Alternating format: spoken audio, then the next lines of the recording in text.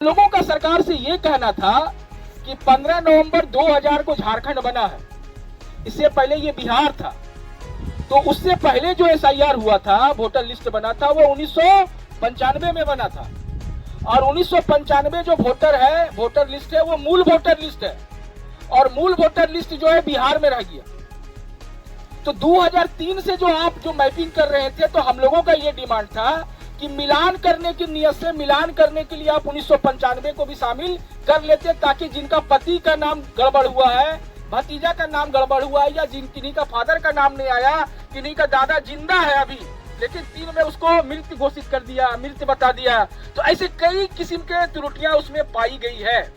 तो हम लोग दावते जंगल के माध्यम से ये सरकार से भी मांग करेंगे कि भाई जब एसआईआर हो तो 2003 को तो आप बेस बनाए, अच्छी बात है, लेकिन मिलान करने के लिए जिनका नाम में त्रुटि हुआ है या जिनका नाम में गड़बड़ी हुआ है, जिनका नाम छूट गया है, किसी और का नाम शामिल हो गया है, तो उसके लिए 1995 का वोटर लिस्ट भी देखा जाए।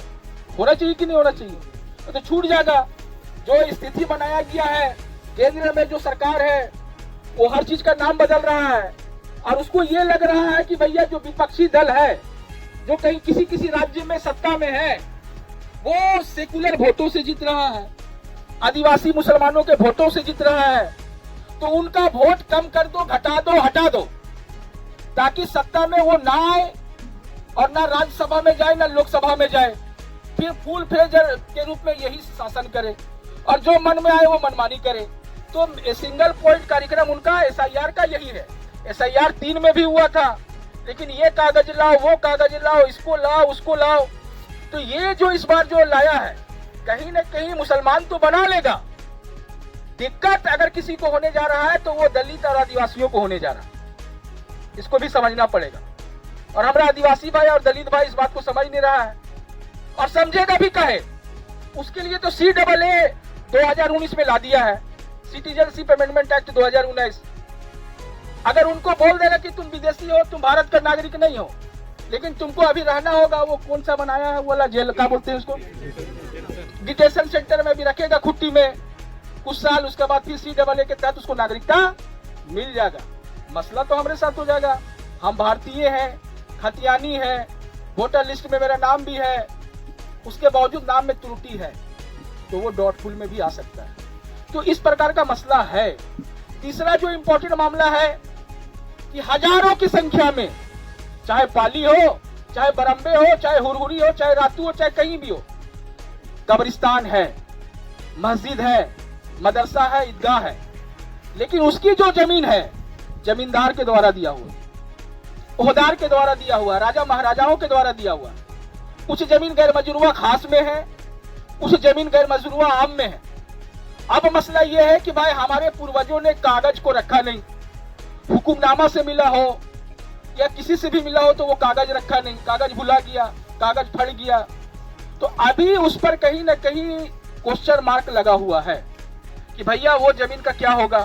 क्योंकि नया उम्मीद जो कानून आया है समीम भाई, यूनिफाइड वक्फ मैनेजमेंट एम्पावरमेंट असेसमेंट डेवलपमेंट 2025, सरकार ने जो वक्फ कानून था, जिसको हम लोग बोलते थे वक्फ एक्ट 1995, बहुत छोटा सा कानून था, वक्फ एक्ट 1995, उसका नाम बदल दिया। नाम बदलने वाली सरकार देश में, तो नाम बदल के क्या किया, यूनिफाइड वक्फ management empowerment assessment development 2025, short में कह रहा उसको उम्मीद। अब बताइए कि सरकार से कोई उम्मीद है? लेकिन दे दिया उम्मीद नाम कानून का, बेटा तुम उम्मीद करते रहो। तो अभी जो कब्रिस्तान है, जो मस्जिद है, जो ईदगाह है, जो और भी जो धार्मिक स्थल है, इमामबाड़ा है, अगर खतियान में चढ़ा हुआ है तो उसको भी अपना मालिकाना हक मत समझ लीजिएगा। तब तक नहीं होगा मालिकाना हक जब तक पंजी 2 में वो एंट्री नहीं होगा। तो हम लोगों का दावती जंगल के माध्यम से सरकार से ये भी मांग है कि गैर मजरूआ आम हो या गैर मजरूआ खास, अगर बरसों से और सदियों से वहां पर हमारे धार्मिक स्थल या हमारे हिंदू भाइयों का धार्मिक स्थल हो, आदिवासी भाइयों का धार्मिक स्थल हो, दलित भाइयों का धार्मिक स्थल हो, किन्हीं का भी धार्मिक स्थल हो, उसको पंजी 2 में संधारित आप सर्वे कराकर जांच करा के करवा दे क्या, ताकि कोई मसला भविष्य में ना हो। चौथा मामला मॉब लिंचिंग का आप सुन रहे होंगे। अभी कल हो गया गुड्डू अंसारी, गोड्डा में, क्या नाम था उसका, पप्पू अंसारी। अभी पता ये चल रहा, सुबह में मेरा बात हो रहा था, कुछ साथी लोग संथाल परगना के फोन किए थे कि क्या होगा, तो हम बोले आप लोग तो बहुत जल्दी गुलदस्ता देते हैं सरकार को, होता कुछ नहीं है, तुरंत गुलदस्ता लेके पहुंच जाते हैं। अरे भैया 17 मार्च 2016 में पहला मॉब लिंचिंग का घटना झारखंड में हुआ था, लातेहार में, बालूमाथ में, और 17 मार्च 2016 से लेकर अब तक 66 मॉब लिंचिंग की घटनाएं इस राज्य में हो चुकी है। 66। कुछ लोग बोलता है कि मुसलमानों का मॉब लिंचिंग हुआ, नहीं, डाटा आप चेक कीजिए, मुसलमान से ज्यादा आदिवासी और दलितों का मॉब लिंचिंग की घटनाएं हुई है।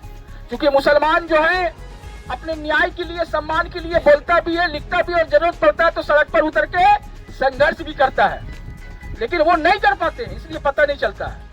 लेकिन आपको याद होगा कि दिसंबर 2021 में सरकार ने भीड़ नियंत्रण कानून लाया था विधानसभा में आलमगीर साहब उसको पेश किए थे और सदन से वो पारित भी हुआ था 2021 दिसंबर 2021 में। और फरवरी 2022 में वो गवर्नर साहब के पास गया, लेकिन गवर्नर साहब फरवरी में उसको रिटर्न कर दिए, क्वेश्चन मार्क लगा के कि आपका हिंदी और अंग्रेजी का जो विधेयक है वो उसमें डिफरेंसेस है, अंतर है, आप इसको सुधारो। भीड़ का जो परिभाषा जो विधेयक में लाया था इन लोगों ने, उसमें भी डिफरेंसेस है, उसमें सुधार करो। 2 संशोधन के लिए गवर्नर साहब ने फरवरी 2022 में रिटर्न किया, आज तक वो माननीय मुख्यमंत्री के पास पेंडिंग पड़ा हुआ। फरवरी 2022 से अब तक कितना साल हो गया? 4 साल हो गया। 4 साल में संशोधन नहीं हुआ, इस बीच में केंद्र ने मॉब लिंचिंग पर कानून बना दिया। सबसे ज्यादा मॉब लिंचिंग की घटनाएं झारखंड में हुई है। तो मेरा माननीय मुख्यमंत्री से गुजारिश होगा कि मॉब लिंचिंग की घटना केवल मुसलमानों के साथ नहीं है, मुसलमानों का मॉब लिंचिंग दिखता है, बाकी आदिवासी दलित, हमारे पिछड़ा कई अनिल यादव का भी हुआ है, कोडरमा वाला, भोला यादव का भी हुआ है।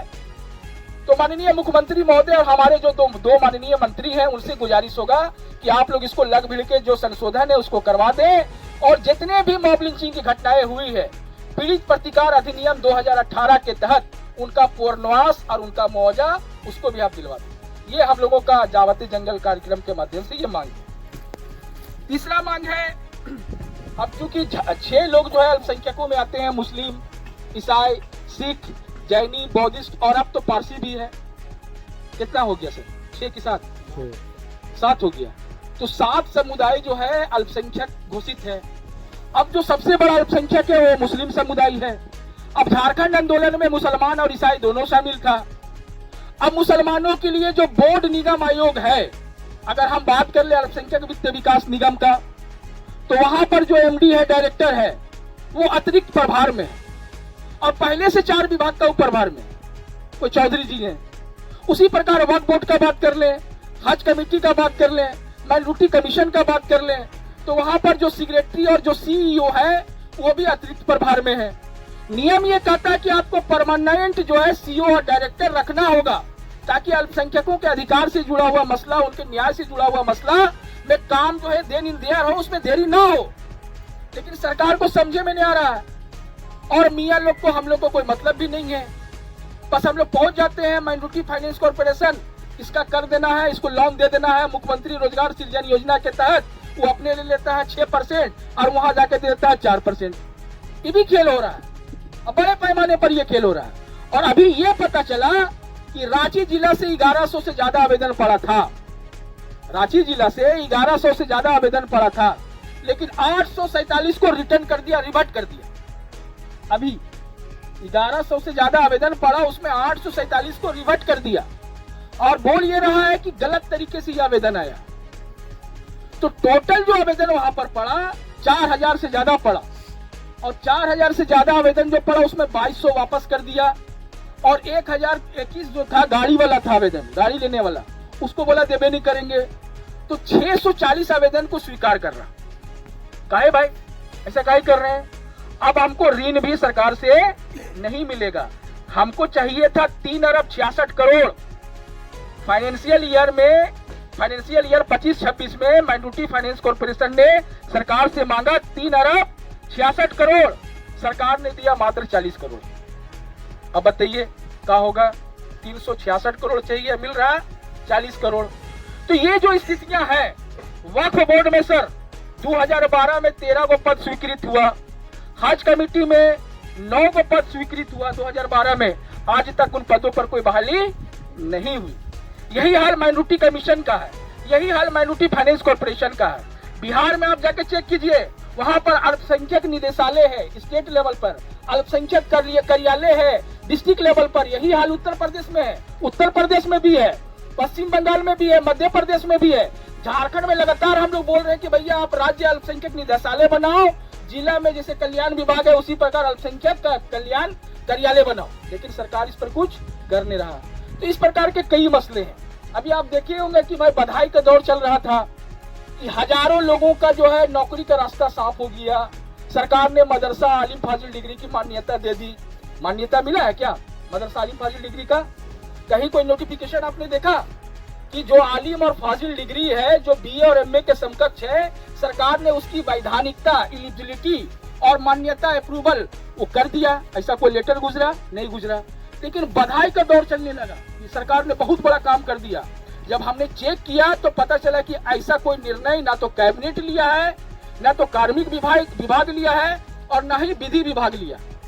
हवाबाजी हो गया। हुआ क्या कि भैया जो 80 लड़कों का रिजल्ट रोक दिया गया था सहायक आचार्य भाषा पद में, जिनका डॉक्यूमेंट वेरिफिकेशन हो गया था, जिसको लेकर हम लोग कर्मचारी चयन आयोग के सामने 8 अगस्त को प्रदर्शन किए थे, और उसके बाद बंधु तिर्की से मिले थे, उसके बाद हाफिजुल हसन से मिले थे, इरफान अंसारी से मिले थे, मुख्यमंत्री से मिले थे, कई जगहों पर लिखना पढ़ना हुआ था।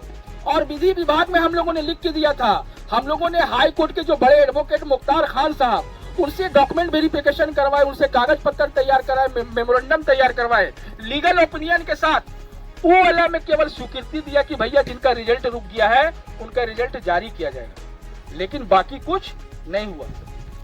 आप चेक कर लीजिए कि 1300 से ज्यादा लड़के जो है इस बार आलिम और फाजिल का एग्जामिनेशन के लिए रजिस्ट्रेशन करवाए और फार्म भरे झारखंड एकेडमिक काउंसिल में।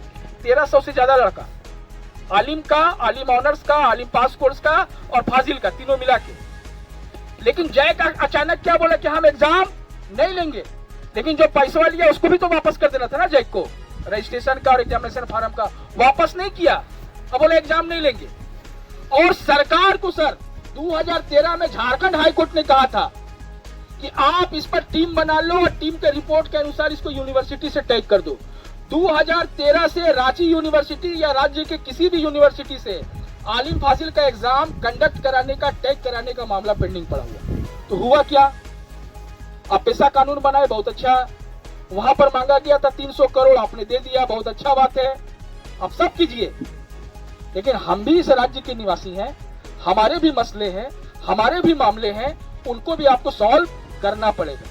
तो आज हम लोग दावते जंगल के माध्यम से इन्हीं मुद्दों पर बात कर रहे थे। एक और मुद्दा छूट रहा है जो बहुत इंपॉर्टेंट है कि 2008 में सर, और उसके बाद 2012 में, और उसके बाद 2016-17 में 3 बार हाई स्कूलों में शिक्षकों की बहाली हुई, सभी सब्जेक्ट का, हिंदी का भी, अंग्रेजी का भी, संस्कृत का भी, मैथ का भी, सोशल साइंस का भी, और भी। इसके साथ साथ फारसी का भी टीचर बहाल हुआ था, अरबी का भी टीचर बहाल हुआ था, और उर्दू का भी टीचर बहाल हुआ था। अब 3 बार बहाली हुआ, तीनों बार ST SC रिजर्वेशन था, अरबी में भी, फारसी में भी और उर्दू में भी।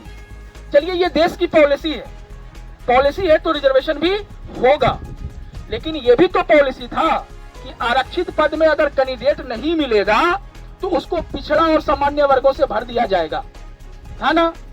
तो 3 बार आपका जो है बहालियां हुई। जब ST SC आवेदक नहीं मिला, कैंडिडेट नहीं मिला, तो क्या वो पद जिंदगी भर खाली रहेगा? और जानते हैं वो पदों का संख्या कितना है? 200 से ज्यादा, 218 है। 218 हाई स्कूलों में अरबी टीचर, फारसी टीचर और उर्दू शिक्षकों का पद खाली है, 218 पद। अब किसी को कोई मतलब नहीं क्या होगा नहीं होगा। तो ऐसे कई मसले हैं। पिछड़ी जातियों की एक बड़ी आबादी है झारखंड में, अब उस आबादी के अनुपात में ना तो रिजर्वेशन देते हैं और ना नौकरी में उम्र सीमा में छूट देते हैं। अब कई लड़का लोग हमको फोन करता है कि हमारा उम्र जो है 38 साल हो गया, लेकिन उधर 44 साल वालों को मिल जाता है मौका, हम लोगों का कम से कम 40 तो करवा दीजिए, 2 साल तो कम से कम छूट दे दीजिए। अभी निकला है ना वो कौन सैनिक वाला बहाली, क्या सेना वाला निकला, पुलिस वाला, कक्षपाल का निकला है। लड़का लोग बोल रहा है कि हम लोग ओबीसी हैं, 5 साल उम्र सीमा में छूट दिलवा दीजिए। सरकार ने कैबिनेट से में भी लाके कहा था कि 5 साल हम उम्र सीमा में छूट देंगे, लेकिन नहीं मिला। तो ऐसे कई मसले हैं जिन पर काम करने की जरूरत है। चूंकि हमने शहीद चचा से सीखा था, हमारे एम शहीद चचा है, हमारे गार्जियन भी हैं, उनके घर में एक गुलदस्ता रहता है, हमेशा माला 3 बार रहता है। तो वो सारे लोगों को इसको बचा के भी रखना है, क्योंकि एक लंबी लड़ाई है। और वो कहावत है कि भाई अगर छोड़ दिया जाए तो जो स्थिति और परिस्थिति है और खतरनाक हो जाएगा। मॉब लिंचिंग का भी वहाँ का होता है, हाट लगता है संथाल परगना में, हटिया लगता है सर, उसको हटिया बोलते हैं संथाल परगना बाजार। तो हाट लगता है तो भैया वो मरांडी जी बाजार में वो जानवर रखते हैं, लाते हैं, उनको कुछ नहीं होता है। जहाँ कोई गुड्डू अंसारी या कोई बबलू अंसारी या कोई भी मुसलमान मियाँ जानवर बाजार से खरीद के ला रहा है, समझा बूझा बस चोरी का आरोप लगा दिया, बोल दिया तस्करी कर रहा है, और उसके साथ मारपीट का घटना होता है और ऐसा मारता है कि उसका जान चल जाता है। तो भैया गौवंशीय प्रतिषेध अधिनियम 2005 में जो कानून बना, उसमें कहा गया कि भैया गौवंशीय जो भी पशु है उसका हिफाजत करना है, वो राष्ट्रीय पशु है। बहुत अच्छा, हम लोग भी मानते हैं। लेकिन भैंस वंशीय कौन सा पशु है, ये तो झारखंड सरकार बताए कि भैंस वंशीय कौन सा पशु है। उत्तर प्रदेश में तो उसका सलाटर हो रहा है, मध्य प्रदेश में हो रहा है, महाराष्ट्र में हो रहा है, राजस्थान में हो रहा है, दिल्ली में हो रहा है। दिल्ली में भैंस वंशीय पशु का मांस मिलता है कि नहीं मिलता है? तो झारखंड में भैंस का मांस क्यों नहीं मिल रहा? भैंस वंशीय पशु का मांस क्यों नहीं मिलता है झारखंड में? जो कील खाना 1962 में नगर निगम बिहार के पीरियड में बनाया था, जो मार्केट बनाया था, चाहे वो जमशेदपुर हो, चाहे हजारीबाग हो, चाहे लोहरदगा हो, चाहे रांची हो, उसको क्यों बंद करने पे तुला हुआ? जब योगी जी करवा रहे हैं भैंसवंशियों पशुओं का सलाटर, बिफेलो जिसको हम लोग बोलते हैं सर, बिफेलो का मांस, तो झारखंड में क्यों रोक लगा हुआ इस पर? अरे भैया खाली मुसलमान थोड़ी बिफेलो का मांस खाता है। आप पढ़िएगा FCCCI 2016 का रिपोर्ट, तो सबसे सस्ता और सबसे उच्च प्रोटीन अगर कहीं है तो बिफेलो का मांस में। ये हम नहीं बोल रहे, 2016 का रिपोर्ट का रहा भारत सरकार का खाद्य प्रसरण जो एक्ट होता है ना सर 2016, उसमें लिखा हुआ। तो वहां हो रहा है मामा का राज में, इधर योगी जी के राज में, और यहाँ दिल्ली में, लेकिन झारखंड में उस पर भी बैन लगा हुआ है। नॉर्थ ईस्ट में हाँ, मिठुन अभी बोले, वो हमारे प्रवक्ता है राज्यसभा सांसद भाजपा के, कि मिठुन खा सकते हैं। अब इधर हम रहा पश्चिम बंगाल वाले जो हमारा मिठुन है, वो वरदान फिल्म का जो हीरो था मिठुन, वो अलगे परेशानी की सलाह, हम तो भाजपा में है, हमको क्या बोले। तो बोलने का मतलब ये है कि सरकार हमारी है। हेमंत सोरेन जी को हम लोग पसंद करते हैं। हम लोगों ने भरी मंच में बोला कि हम लोग हेमंत सोरेन को पसंद करते हैं, आगे भी पसंद करते हैं, लेकिन हमारे मसले हल होना चाहिए सर। और कांग्रेस पार्टी से भी निवेदन है, खाली संगठन सृजन, अरे भैया काम हो ही नहीं रहा तो संगठन कहाँ से रहेगी? सब नौटंकीबाजी बंद कीजिए, सत्ता सुख मत भोगिए। जो मसला जो विभाग मिला, पशुपालन भी आप ही के पास है, कृषि भी आप ही के पास है, हेल्थ भी आप ही के पास है, ग्रामीण विकास भी आप ही के पास है, फाइनेंस भी आप ही के पास है। अभी सरकार जो नया फाइनेंशियल ईयर में मांग रहा है ना सुझाव, अभी हम लोग देंगे सुझाव सरकार को बजट में। पिछले बार भी दिए थे सुझाव, लेकिन कहाँ आपको मिला? हम तो दिए थे भाई 352 करोड़ था पिछले बार, कितना मिला? घटा दिया। बढ़ाने के बजाय अल्पसंख्यकों का बजट घटा दिया गया। अभी हम बना रहे हैं और भेजवाएंगे सबके माध्यम से। देखते हैं कि भैया सरकार हमारे लिए अधिकार के लिए, न्याय के लिए, शिक्षा के लिए, हमारे क्षेत्रों में डेवलपमेंट के लिए। अभी 2 रोज पहले जो है वो हमारी वो फातिमा शेख सावित्री बाई फुले योजना आप चलाते हैं, बहुत अच्छी बात है। सावित्री बाई फुले का हम लोग सम्मान करते हैं, वो देश की को एजुकेशन को के फील्ड में उनका बड़ा रोल रहा है। लेकिन उनको उनके साथ तो फातिमा शेख भी थी ना, सावित्री बाई फुले के साथ फातिमा शेख भी थी। उन्होंने अपने घर में दिया जगह इनको, दोनों भाई बहन को। उनका 2 संगठन है, अपने बीच में एक लीडर पैदा नहीं कर सकते हैं। उन लोगों को हमने देखा है 2009 का चुनाव में सर, उससे पहले भी चुनाव लड़ा, आप लोग भी लगातार रहते हैं, कि उनके लोग साइकिल में अपना खर्च, अपना खाना के साथ वो लोग साइकिल में गाँव दौड़ता है, और वो लीडर भी बनाता है और विधायक, सांसद और मंत्री, मुख्यमंत्री भी बनाता है। आप कर सकिएगा? नहीं सकिएगा। एगो सदर अच्छा नहीं बना सकते हैं आप, प्रखंड का, गांव का, उसमें भी पैसा चाहिए कि कौन खिलाता हो, वो कितने देवा था हो, है ना सच्चाई। तो हम मोदी को गाली बकते हैं, मोदी जी को, हमारे प्रधानमंत्री, हम लोग बहुत रिस्पेक्ट करते हैं उनका, लेकिन मसला है कि हमको अपने अंदर झांकना पड़ेगा कि हमारे अंदर में कितनी खामियां हैं, कितनी बुराइयां हैं। एक अच्छा सदर हम लोग नहीं बना सकते हैं, विधायक तो बहुत दूर की बात है। तो इंशाअल्लाह नौजवानों के अंदर में जज्बात है, सीख रहा है, समझ रहा है, और हम लोग कोशिश करेंगे कि 2029 में 8-10 ठो विधायक हो जाए।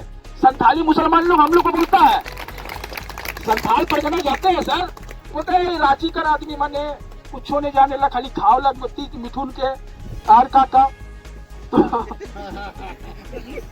तो बोलने का मतलब है ठीक है, तो हम लोग लड़ते हैं, राजधानी में है इसलिए थोड़ा सा एक्टिव दिखते हैं, लेकिन उन लोग एक्टिव नहीं दिखता है, लेकिन विधायक और सांसद और मंत्री बना के भेजता है।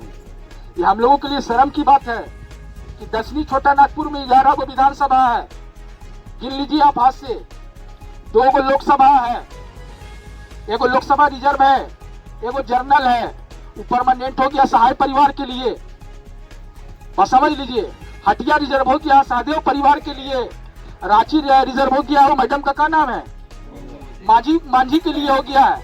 हम लोगों को लोहरदगा में भी वोट देना है, मांडर में भी देना है, हटिया में भी देना है, काके में भी देना है, और रांची में भी देना है, खाली वोटे देना है, ठीक है। मेरा गुजारिश होगा कोई भी गांव का, मेरे मोहल्ले का भी सदर है, आपके गांव में जो मस्जिद है, जो कब्रिस्तान है, जो ईदगाह है, जो नमाजगाह है, उसका कागज पत्र ठीक करा दीजिए सदर साहब, हम लोग गुलदस्ता फूलमाला सब आपको देंगे, बाकी को छोड़ दीजिए आप। ये जो आपका मुख्य काम है उस काम को कीजिए। हमारे रांची अंजुमन से भी रिक्वेस्ट होगा, मांडर अंजुमन वाले तो हमारे बहुत एक्टिव रहते हैं, हमेशा देखिए आपके गांव में जो मस्जिद है, कब्रिस्तान है, ईदगाह है, उसका कागज पत्र की क्या स्थिति है, गैर मजरूआ जमीन पर है, गैर मजरूआ खास पर है, या निजी भूमि पर, उसका कागज क्या है, पहला काम। दूसरा काम, जो विशेष गहन पुनरीक्षण 2003 के माध्यम से होना है, उसकी क्या स्थिति। ये 2 काम करवा दीजिए, इंशाल्लाह आने वाले समय में फरवरी फर्स्ट वीक में हम लोग हाई लेवल मुस्लिम इंटेलेक्चुअल मीट करेंगे और सारे सदर सेक्रेटरी को फूलमाला पहना के सम्मानित करेंगे। यही बोल के सम्मानित बात को खत्म करते हैं। अस्सलाम वालेकुम रहमतुल्लाहि व बरकातहू।